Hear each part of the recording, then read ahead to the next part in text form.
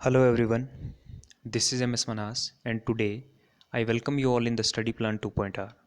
आज हम Indian polity का एक और लेक्चर लेने जा रहे हैं जो है प्रेम्बल के रिलेटेड। ठीक है, तो आज हम डिस्कस करेंगे प्रेम्बल को। लेक्चर स्टार्ट करने से पहले अगर आप चैनल के ऊपर नए हैं तो चैनल को सब्सक्राइब ज़रूर कर लें। यहाँ पे जितने भी JK SSB के एग्ज़ाम्स हैं उनकी प्रिपरेशन जो है वो करवाई जाती है और इस चैनल के ऊपर आपको एक बेस्ट कंटेंट देखने को मिलता है। तो चलिए स्टार्ट करते हैं।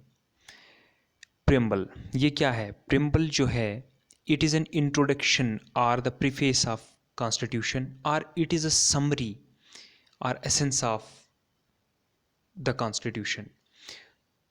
प्रेम्बल की एक सिंपल सी डेफिनेशन है कि ये है क्या चीज़। देखिए, प्रेम्बल जो है ये एक इंट्रोडक्शन है कॉन्स्टिट्यूशन की।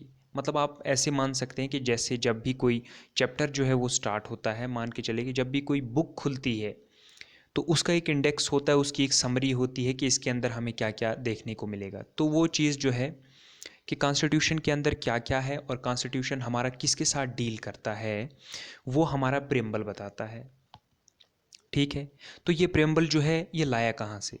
देखिए, प्रेम्बल जो है वो सबसे पहले USA से लाया गया। ठीक है, ये जो प्रेम्बल है हमने USA से अडॉप्ट किया है और सबसे पहली जो कंट्री है वो USA थी जिसने प्रेम्बल को लाया।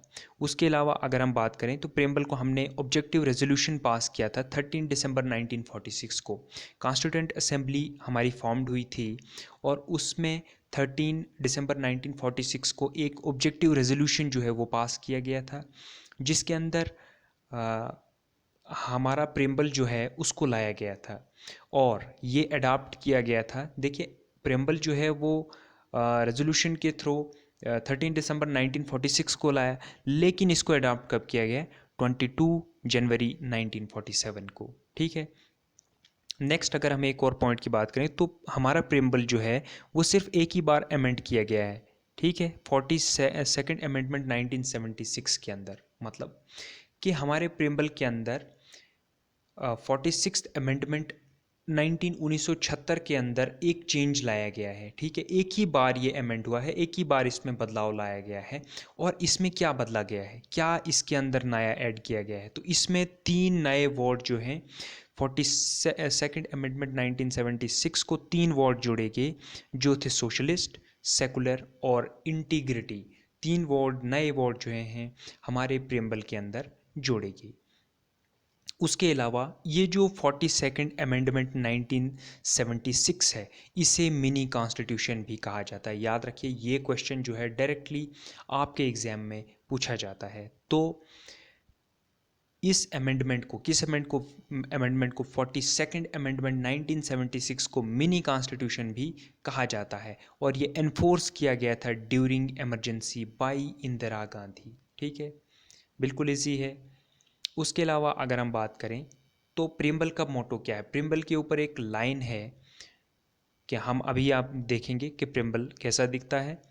प्रेम्बल जो है we the people of India, okay, ये लाइन है प्रेम्बल की कि हम कहाँ के लोग हैं? हम इंडिया के लोग हैं। और ये लाइन जो है ये कहाँ से ली गई है? Taken from UN charter. उसके अलावा प्रेम्बल को एक्सप्लेन करने के लिए उसको कुछ पार्ट्स में ब्रेक कर लेते हैं। ठीक है, ये ऐसा तो कॉन्स्टिट्यूशन में नहीं है, प्रेम्बल में भी नहीं है, लेकिन हम इसको थोड़ा सा इजीली समझने के लिए कुछ पार्ट्स में ब्रेक कर लेते हैं। पहला जो है सोर्स ऑफ अथॉरिटी जो है। सोर्स ऑफ अथॉरिटी क्या चीज़ है कि ये जो है ये किसके लिए बनाया गया है? प्रेम्बल किसके साथ डील करता है? तो ये जो है लोगों के लिए बनाया गया है। प्रेम्बल किसके किसके लिए बनाया गया है? प्रेम्बल लोगों के लिए बनाया गया है। ठीक है, ये पहली चीज़ है। ये देख सकते हैं आप, ये यहाँ पे प्रेम्बल है, इसको आप देख सकते हैं कि क्या लिखा है? The people of India have solemnly resolved to constitute India into a sovereign democratic republic and to secure to all its citizens. ठीक है, ये कहता है कि जो we the people of India, हाँ, हम जो पीपल ऑफ इंडिया हैं, हम सॉवरेन हैं, हम आज़ाद हैं, डेमोक्रेटिक हैं। ठीक है, और जितने भी सिटीजन्स हैं उनकी राइट्स की हिफाजत जो है वो प्रेम्बल मतलब हमारा कॉन्स्टिट्यूशन जो है वो करता है। उसके अलावा प्रेम्बल के अंदर क्या है, जस्टिस है, ठीक है। और जस्टिस किस किस में, सोशल, इकोनॉमिक और पॉलिटिकल जस्टिस है, ओके। उसके अलावा लिबर्टी है, लिबर्टी मीन्स आज़ादी है किसकी, लिबर्टी ऑफ थॉट है, expression, belief, faith and worship है। उसके अलावा इक्वलिटी है, बराबरी किस चीज़ की है, इक्वलिटी ऑफ स्टेटस है और इक्वलिटी ऑफ अपॉर्चुनिटी है। fraternity measuring the dignity of the individual and the unity of nation, unity of nation की बात करता है। उसके अलावा लास्ट में क्या लिखा है, in our constituent assembly the 26th day of November 1949 to hereby adopt enact and give to ourselves this constitution, कि 26 जनवरी 1949 को हम जो इंडिया के लोग हैं, हम अपने आप को इस जो कॉन्स्टिट्यूशन है इसके हवाले करते हैं कि हम जो कुछ भी है वो कॉन्स्टिट्यूशन के दायरे में रहकर करेंगे, ठीक है। दूसरे पॉइंट की अगर हम बात करें तो नेचर ऑफ इंडियन स्टेट। देखिए नेचर ऑफ इंडियन स्टेट क्या है, कि इंडियन स्टेट कैसा है। इंडियन स्टेट जो है वो सॉवरन है। सॉवरन का मतलब होता है कि इंडिया जो है वो फ्री कंट्री है और वो अपने डिसीजंस जो है वो खुद लेता है, कोई भी एक्सटर्नल कंट्रोल जो है इसके ऊपर नहीं है, ठीक है। उसके अलावा नोटिस करें कि इंडिया जो है वो कॉमनवेल्थ गेम्स का है। कॉमनवेल्थ गेम्स जो हैं ये कॉमनवेल्थ गेम्स का एक एक मेंबर है, ठीक है। लेकिन इसका हमारी सॉवरेंटी के ऊपर कोई भी इम्पैक्ट नहीं है, ठीक है। उसके अलावा हमारा जो इंडियन स्टेट है वो कैसा है, वो सोशलिस्ट है। मतलब इंडिया हैज़ डेमोक्रेटिक सोशलिज्म, मतलब यहाँ पे पब्लिक और प्राइवेट जो है वो दोनों को एग्जिस्ट करते हैं, कि यहाँ पे ऐसा नहीं है कि गवर्नमेंट जो है वही रेगुलेट करती है कंट्री को, नहीं। इसके अलावा जो प्राइवेट कंपनीज़ हैं वो भी कंट्री में चलती हैं, ठीक है। प्राइवेट लोग अपना बिजनेस कर सकते हैं, ठीक है। पब्लिक प्राइवेट दोनों जो है वो को एग्जिस्ट करते हैं, इसीलिए इसको कहा जाता है डेमोक्रेटिक सोशलिज्म, ओके। आप देखिए नेक्स्ट कुछ पॉइंट्स हैं नीचे। The main difference is that under communism most property and economic resources are owned and controlled by the state rather than the individual citizen. देखिए जो मेन डिफरेंस है communism के अंदर क्या होता है, कि कम्युनिज्म क्या होता, अगर कम्युनिज्म होता तो क्या होता, जो बहुत सारी प्रॉपर्टी है, ठीक है, जो बहुत सारी प्रॉपर्टी है और इकॉनमी है, जो पैसा है वो कंट्रोल करती स्टेट, वो हमारी गवर्नमेंट जो है वो कंट्रोल करती, ठीक है, rather than an individual citizen. एक इंडिविजुअल सिटीजन को छोड़ के, जैसे अंबानी है, अंबानी का पैसा जो है वो कौन कंट्रोल करता, अगर कम्युनिज्म होता तो वो गवर्नमेंट कंट्रोल करती, ना कि अंबानी कंट्रोल करता। इसीलिए, लेकिन सोशलिज्म है, इसका मतलब ये है कि all citizen share equally equally in economic resources allocated to democratically elected government, ठीक है। कि अब जो है जितना भी शेयर है हर सिटीज़न का बराबर शेयर है, वो अपने पास वेल्थ रख सकता है, जितनी रखनी है रख सकता है। उसके अलावा अगर हम बात करें तो प्रेम्बल के अंदर कुछ और भी चीज़ें, जैसे सेकुलरिज्म है, ठीक है, प्रोग्रेसिव सेकुलरिज्म जिसे हम कहते हैं, सेकुलर है, इक्वल स्टेटस है और support to all religious in the state. Secularism का क्या मतलब होता है, इक्वल स्टेटस, सब बराबर हैं और सबके पास इक्वल स्टेटस है, किसके रिलेटेड, अपने रिलीजन के रिलेटेड, कि सबका रिलीजन जो है वो बराबर है, ठीक है। सबको पूरी आज़ादी है कि वो अपने रिलीजन जो है वो फैला सकता है, उसको प्रैक्टिस कर सकता है, ठीक है।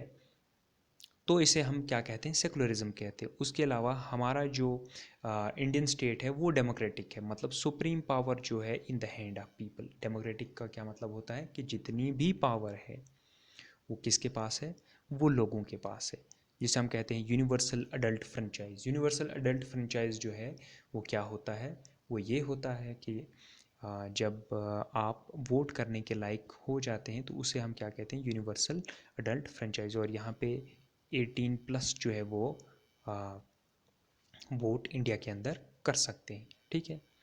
अब देखिए डेमोक्रेसीज़ की अगर हम बात करें तो डायरेक्ट और इनडायरेक्ट डेमोक्रेसी, ठीक है। डायरेक्ट डेमोक्रेसी क्या होता है, जहाँ पे पीपल जो है अपनी पावर जो है थ्रू रेफरेंडम, ठीक है। अब कोई बताएगा कि देखिए डायरेक्ट डेमोक्रेसी क्या होगा, कि एक इंसान जो है वोट जाएगा, वो बोलेगा कि नहीं जी मैंने बनना है, ठीक है।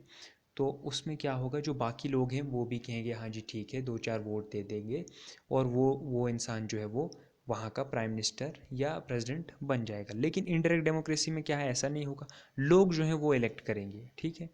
बहुत सारे लोग जो हैं वो इलेक्शन लड़ने के लिए ऊपर उठेंगे, ठीक है। उनमें से वही जीतेगा जिसको लोग वोट देंगे, तो वो है इनडायरेक्ट डेमोक्रेसी, जैसे इंडिया के अंदर है, और डायरेक्ट डेमोक्रेसी स्विट्ज़रलैंड के अंदर है। अब देखिए रिपब्लिक की अगर हम बात करें तो हेड शुड बी इलेक्टेड, ठीक है। रिपब्लिक के अंदर हेड जो है वो इलेक्ट किया जाएगा, president indirectly elected. Britain is not a republic, वो एक मोनार्क है, ठीक है। जैसे हम रिपब्लिक नेशन है क्योंकि यहाँ पे जो है वो लोग जो हैं वो इलेक्ट करके एक गवर्नमेंट को बनाते हैं, किसी भी मेंबर को बनाते हैं, चाहे वो प्राइम मिनिस्टर है, प्रेसिडेंट है, ठीक है, कोई एमएलए है, एमएलसी है। लेकिन अगर हम ब्रिटेन की बात करें तो वो रिपब्लिक नहीं है, वो मोनार्क है। वहाँ पे ऐसा चलेगा कि हिरार्की के अंदर चलेगी, बाप बाप का आगे बेटा आएगा, बेटे का बेटा आएगा, ठीक है। तो उस तरीके से राजा जो हैं वो बनते जाएंगे या प्राइम मिनिस्टर जो हैं वो बनते जाएंगे। अब देखिए ऑब्जेक्टिव्स ऑफ कॉन्स्टिट्यूशन, कॉन्स्टिट्यूशन के क्या ऑब्जेक्टिव्स हैं। जैसे ऑब्जेक्टिव्स की अगर हम बात करें, जैसे हमने अभी प्रेम्बल में पढ़ा जस्टिस, तो जस्टिस कहाँ से लाया गया है, रशिया से लाया गया है। जस्टिस का मतलब होता है फेयरनेस, बराबरी, ठीक है। फेयरनेस इन द पीपल, ठीक है।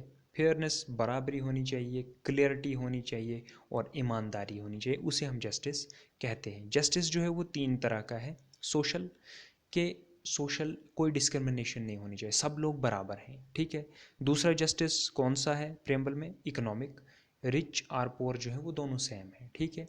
सबके पास इकोनॉमी जो है वो बराबर होनी चाहिए और दोनों जो है वो सेम होनी चाहिए। और तीसरा है पॉलिटिकल, मतलब सबके पास बराबर हक होना चाहिए, सबको वोट देने का। ऐसा नहीं है कि गरीब जो है वो वोट नहीं दे सकता, अमीर देगा, ऐसा नहीं है। पॉलिटिकल जस्टिस भी होना चाहिए, सबके पास बराबर हक होना चाहिए वोट देने का। उसके अलावा अगर हम बात करें लिबर्टी, लिबर्टी क्या चीज़ है, लिबर्टी होती है आज़ादी, means no restraint on the activities of individual. Liberty का ये मतलब होती है कि कोई भी इंडिविजुअल कोई भी चीज़ करता है उसके ऊपर कोई भी पाबंदी नहीं लगाई जाएगी, ठीक है। Can be thought, expression, belief या वर्शिप, ठीक है। चाहे वो पूजा करता है या अपनी कोई बात बोलता है, ठीक है, कोई अपने ख्याल बोलता है, तो उसके ऊपर जो है वो रोक नहीं लगाए, कोई भी स्टेट गवर्नमेंट जो है उसके ऊपर रोक नहीं लगा सकता। तो ये लिबर्टी है। ये सिर्फ डेमोक्रेटिक जो डेमोक्रेटिक नेशंस हैं उनके अंदर इस चीज़ की एलोवेंस एलो जो है किया जाता है। उसके बाद इक्वलिटी है, ठीक है। इक्वलिटी किस चीज़ की, in absence of special privileges, कोई भी स्पेशल प्रिवलेज जो है वो किसी को नहीं दिया जाएगा। मान के चलिए कि इक्वलिटी ऑफ स्टेटस और अपॉर्चुनिटी होनी चाहिए। मान के चलिए कि जैसे अगर कोई रिक्रूटमेंट है, ठीक है, सब अब कोई सब लोग ग्रेजुएट हैं, लेकिन उनमें से अगर ऐसा कर दिया जाए कि कुछ ही ग्रेजुएट जो हैं वो फॉर्म भर सकते हैं, मतलब प्रिविलेज दिया जाए कि इनके अलावा जो ये लोग हैं ये फॉर्म नहीं भर सकते, तो ये जो है ये इक्वलिटी के अगेंस्ट है, ये इक्वलिटी के खिलाफ है, ये बराबरी के खिलाफ है। अगर जो ग्रेजुएट है वो फॉर्म भर सकता है, ठीक है। ऐसा नहीं है कि जो मान के चलिए कि कुछ लोग ग्रेजुएट हैं, कुछ उनको फॉर्म भरने दिया जाए, कुछ को नहीं, तो वो इनइक्वालिटी हो जाएगा। तो स्पेशल प्रिविलेज जो है वो नहीं होना चाहिए, ठीक है। उसके अलावा फ्रेटर्निटी की अगर हम बात करें तो ब्रदरहुड, फ्रेटर्निटी क्या होता है, ब्रदर, भाईचारा। तो dignity of individual, unity and integrity of the nation, किसकी बात करता है, फ्रेटर्निटी जो है वो किसकी बात करता है, भाईचारे की बात करता है। डिग्निटी ऑफ इंडिविजुअल, एक इंडिविजुअल की इज्जत, उसकी यूनिटी और इंटीग्रिटी ऑफ नेशन के बारे में बात करता है। याद रखिए लिबर्टी, इक्वलिटी और फ्रेटर्निटी जो है हमने फ्रांस से लाया है, फ्रांस के कॉन्स्टिट्यूशन से हमने ये तीन वर्ड जो हैं ये लाए हैं, ठीक है। नेक्स्ट अगर हम बात करें, देखिए date of adoptation of constitution, constitution हमने कब अडॉप्ट किया, 26 नवंबर 1949 को। और एनेक्ट कब किया हमने अपने देश के ऊपर लागू कब किया, 26 जनवरी 1950 को। अब देखिए जो कुछ हम प्रेम्बल के रिलेटेड कुछ केसेस को डिस्कस करते हैं, केसेस रिलेटेड टू प्रेम्बल। देखिए सबसे पहले आता है बेरूबरी यूनियन केस 1960 का, जिसमें कहा जाता है कि प्रेम्बल जो है वो कॉन्स्टिट्यूशन का पार्ट नहीं है, ठीक है। याद रखिए बेरूबरी यूनियन केस 1960 क्या कहता है कि प्रियम्बल जो है वो कॉन्स्टिट्यूशन का पार्ट नहीं है। उसके बाद एक और केस आया, केशव नंदा भारती केस 1973 में आया, जो ये कहता है कि प्रियम्बल जो है वो पार्ट है कॉन्स्टिट्यूशन का, ठीक है। और उसके बाद एक और केस आया जिसे हम कहते हैं LIC ऑफ इंडिया केस 1995, जिसमें ये कहा गया कि प्रेम्बल जो है वो एक इंटीग्रेटेड पार्ट है, इंटीग्रल पार्ट मींस इसको कोई भी जो है कॉन्स्टिट्यूशन से अलग नहीं कर सकता। ठीक है, तो ये एक इंटीग्रल पार्ट है कॉन्स्टिट्यूशन का। रिमेंबर, अगर याद रखिए, अगर प्रेम्बल जो है वो पार्ट है कॉन्स्टिट्यूशन का, मतलब ये अमेंड भी किया जा सकता है। ठीक है, अमेंड का मतलब इसको बदला भी जा सकता है। अगर जो प्रेम्बल है अगर वो पार्ट है कॉन्स्टिट्यूशन का तो इसे बदला भी जा सकता है। अब देखिए कुछ important statements. Preamble is neither a source of power to the legislature. ठीक है, प्रेम्बल ना ही सोर्स ऑफ पावर है लेजिस्लेचर के लिए, ना ही प्रोविशन ऑफ पावर है लेजिस्लेचर के लिए, ना सोर्स है और ना ही प्रोहिबिशन है। अब सोर्स क्या है? देखिए सोर्स ये है कि मान के चलिए कि अगर लेजिस्लेचर, अगर हमारी गवर्नमेंट जो है अगर कोई कानून बनाती है तो वो प्रेम्बल को मान के चलिए कि प्रेम्बल को इस्तेमाल नहीं कर सकते। ठीक है, कि प्रेम्बल को इस्तेमाल नहीं कर सकते, आप उसको सोर्स नहीं बना सकते, लेकिन आप इसको नकार भी नहीं सकते, आप इसको नेग्लेक्ट भी नहीं कर सकते, आप ये भी नहीं कह सकते कि हम जी प्रेम्बल को नहीं मानते, ऐसा भी नहीं कर सकते। ठीक है, तो प्रेम्बल जो है वो नॉन जस्टिसेबल है, नॉन एनफोर्सेबल है इन द कोर्ट। ठीक है, आप प्रेम्बल को चैलेंज नहीं कर सकते। अब हम डिस्कस करते हैं बिरूबरी यूनियन केस। ठीक है, ये लास्ट है, लास्ट पेज है हमारा। देखिए बिरूबरी यूनियन केस क्या कहता है। 1960 का बिरूबरी यूनियन केस क्या होता है कि इंडिया और पाकिस्तान की बाउंड्री जो है वो सर रेडक्लिफ जी ने फिक्स की। ठीक है, जिसे हम रेडक्लिफ लाइन कहते हैं। यहाँ पे कुछ डिस्प्यूट्स जो थे वो बाउंड्री को, हाँ जब हम बाउंड्री जो है इंडिया पाकिस्तान की बाउंड्री बन रही तो कुछ डिस्प्यूट जो है वो खड़े हो गए। ठीक है, जिसमें कुछ डिस्प्यूट्स जो हैं वो बिरूबरी डिस्प्यूट, बिरूबरी एक जगह है गुजरात के अंदर, वहाँ पे डिस्प्यूट हो गया। ये डिस्प्यूट कैसे हुआ? ये डिस्प्यूट जो है ये ऐसे खड़ा हुआ कि omission in the written text, जो रिटन टेक्स्ट था, जो लिखा था कि भाई ये जो है ये हिंदुस्तान का है, ये पाकिस्तान का है, उसमें थोड़ा सा कहीं पे मिसप्रिंट हो गया था। ठीक है, तो Radcliffe had divided the district of Jalpaiguri between India and Pakistan. कुछ जलपाईगुड़ी की जो डिस्ट्रिक्ट्स थी वो इंडिया और पाकिस्तान ने रेडक्लिफ ने डिवाइड की थी। ठीक है, जिसमें कुछ थानाज जो हैं इंडिया को दिए थे और कुछ थानाज किसको दिए थे? पाकिस्तान को दिए थे। उसके बाद क्या हुआ कि the boundary line was determined on the basis of thanas. तब थानाज की बेस पे बाउंड्री जो है वो डिसाइड की जाती थी। तो जब बाउंड्री को डिसाइड कर रहे थे तो Radcliffe omitted to mention one थाना। रेडक्लिफ जो है उसको भूल गया कि एक थाना की डिवीजन करनी, उसको भूल गई। बिरूबरी यूनियन, जिस थाना का नाम क्या था, Berubari union number 12 lies in Jalpaiguri thana के अंदर पाई जाती है। Which was awarded to India, जो किसको दी थी? इंडिया को दी थी। लेकिन omission of the Thana border and the erroneous depiction of the map enabled the Pakistan claim that the path of Birubiri belonged to it। लेकिन जो omission हुई, जो रेडक्लिफ जो हैं वो लिखना भूल गए, वो बोलना भूल गए, उसकी वजह से क्या हुआ कि जो थाना है, बिरूबरी का जो इलाका है, पाकिस्तान जो है उसको क्लेम करने लगा। ठीक है, जैसे ही वहाँ पे एक डिस्प्यूट पैदा हो गया तो इस डिस्प्यूट को ख़त्म करने के लिए नेहरू नून एग्रीमेंट जो है उसका नेहरू नून एग्रीमेंट हुआ 1958 के अंदर, जिसमें हाफ जो है वो बिरूबरी यूनियन जो है वो पाकिस्तान को दिया और दूसरा जो है वो किसको दिया गया? इंडिया को दिया गया। ठीक है, in addition 4 Cooch Behar enclaves contiguous to the part have gone to Pakistan. और इसके साथ साथ बहुत सारा एरिया जो है वो भी पाकिस्तान को चला गया। अब ये कहानी थी बिरूबरी यूनियन केस की। तो इसमें हमारा प्रेम्बल कहता है कि हम जो हैं वो सॉवरन विल रखते हैं। ठीक है, हमारा प्रेम्बल कहता है कि हम सॉवरन विल हैं, कि जो हिंदुस्तान के लोग हैं वही वो जो चाहेंगे वही होगा। तो hence to uphold the sovereign will of India this case were refer to Supreme Court, कि ये जो एरिया है ये पाकिस्तान को कैसे दे दिया गया।